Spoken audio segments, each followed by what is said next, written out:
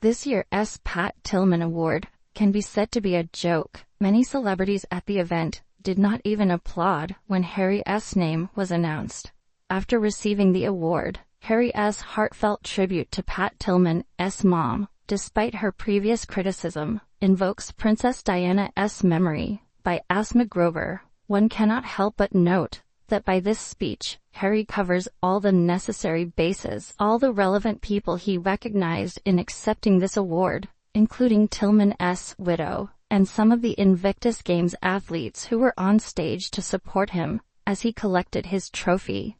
But most important is the idea that the controversy that preceded this event, as initiated by Mary Tillman, may have been a factor that placed Harry into humbling himself even further, with an acceptance speech that downplayed his presence as merely a voice on behalf of the Invictus Games Foundation. So basically he accepted this award on behalf of something bigger than the deserving, albeit humbled prince from Great Britain.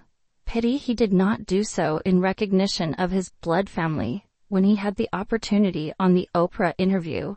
Rather than berating them, he could have recognized the fact that his family, more specifically, his brother William and sister-in-law Catherine, among other contributors, initiated the Invictus Games project for him by launching it with their planning and funding, so that Harry could have a raison d'etre, instead of frequenting bars and playing strip poker for lack of anything better to do.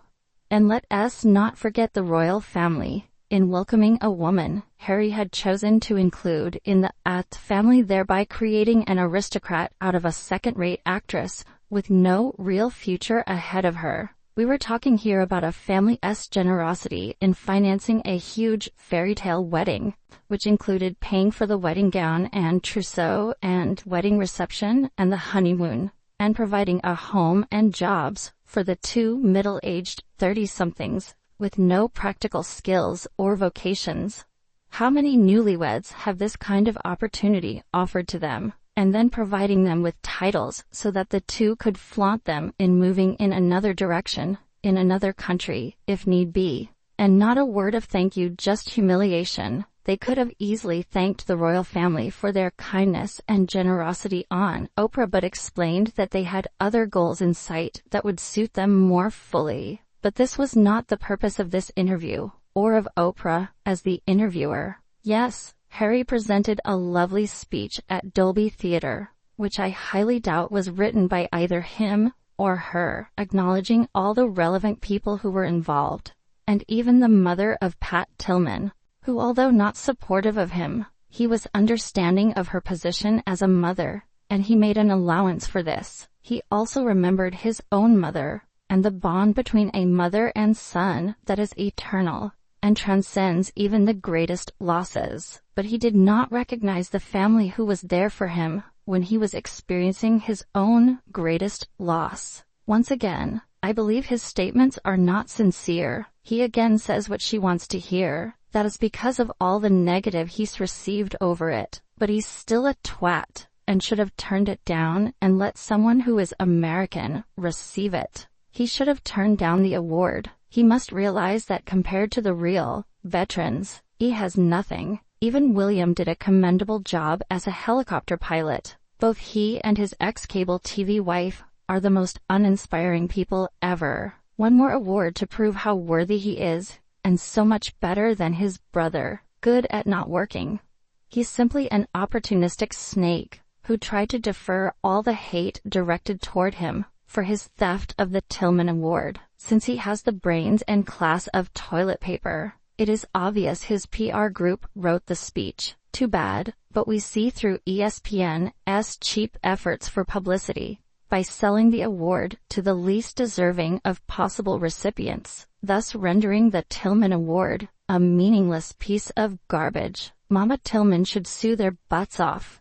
Well spotted, and says it all really. A speech that at heart reeks of nothing more than lip service and insincerity. The entire Tillman thing a sham, preyed upon for his own purposes by a man who is a pretender to everything of substance or that ever mattered. He may have been born a prince, but there is nothing the slightest bit regal or noble about this man-child. merely a whingy, spoiled, contemptible, overly indulged infant, on the permanent search for spoils to which he is not entitled, and why he is a figure who sickens so many of us, as does his equally deplorable spouse. Everyone knew what was going on, and the audience showed it largely on their frownsome faces. Playing the poster boy for entitlement is us is where he is now. There was no substance, no merit, no dignity, no empathy, no respect, and no justification for handing him that award. The veterans on stage were primed to speak, but were notably unenthusiastic, and I fully expected the lady in white to just back off and leave. As it was, she hung on, avoided looking at him, clenched her jaw, and bit her lip. Respect. There were only 3 high points for me. 1.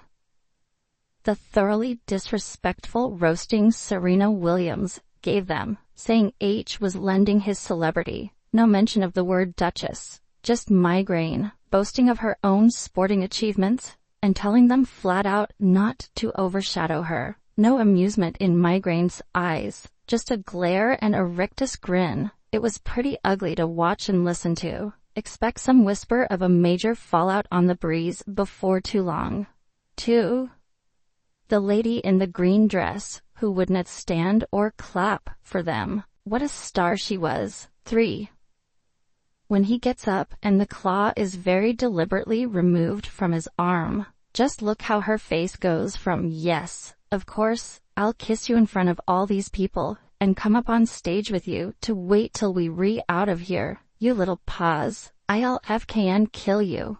I wonder which one of them decided to leave as soon as he'd got his hands on his trophy. I suspect it was her indoors, who scuttled straight round into the wings, to head him off at the pass, and drag him out for a beating. Pig ignorant behavior, as always, and their empty seats in the front row. Center stage had to be filled by others, to hide the embarrassing gaps. Whoever organized that for him should be thoroughly ashamed of themselves, or preferably lined up against a wall and shot. It was a total fiasco. I thought the lady in white was going to scream. No, Dante, take that award. You're no Pat Tillman. Megan had that plastic grin on. I told my friend she was going to get up on stage with him, grab the award, and say a few words. I was surprised that didn't come to fruition. She was not a happy camper. I felt bad for Mistress Tillman. She had to watch the dregs of the earth get an award that honors her son. You can see on her face how upset she was. ESPN made un faux pas grand. All this is for publicity for them, not a thought to the reasons for this reward. Harry did not meet any of the criteria. I said it once, and I'll say it again. Pat Tillman gave up millions of dollars for service to his country. Harry gave up service to his country for millions of dollars, and it was reported that Harry and Meghan didn't walk the red carpet, they used the back door, afraid of the crowd outside and the reporters on the carpet. This couple is truly shameless and thick-skinned.